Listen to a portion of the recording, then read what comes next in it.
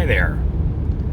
I'm driving a 2022 Ford F150 hybrid pickup, a Powerboost truck. And this truck has a bunch of really neat features, and one of them is this feature called lane keeping. Let's see if I can change that indicator. Yeah, there we go.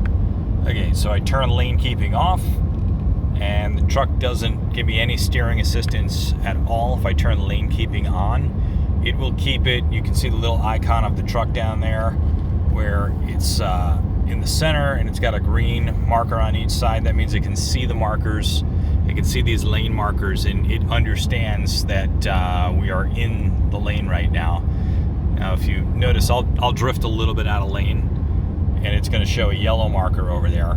Now, that's not the lane keeping like assistance feature. That's really cool. What's cool is I can start drifting over here, take my hands off the wheel, and the truck will pull it back. It'll turn itself back in lane. But one of the weird features is that if you take your hands off the wheel for too long while in lane keeping, or while lane keeping is enabled, the truck will give you a yellow warning saying, put your hands back on the wheel, and then it'll turn red if you wait a few more minutes, another few minutes, and it kind of bugs out.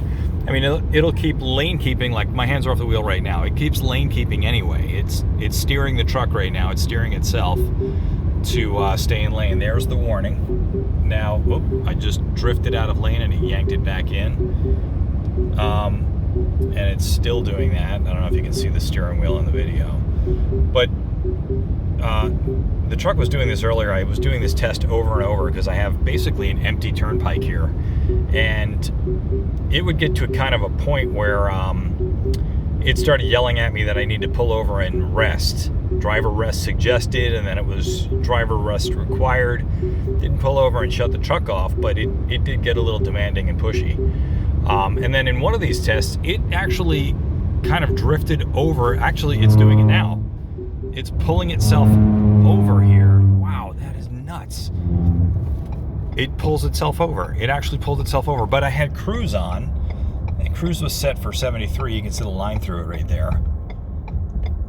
And it didn't turn cruise off. So at 73 miles per hour, this thing is pulling me over, and it was going to put me in the grass. This thing would have flipped me over at 73 miles per hour. I mean, now, you would think that as a safety feature, telling me to put my hands on the wheel, it wouldn't go then and try to cause a wreck. It would probably start braking. I mean, it would be logical that it would brake.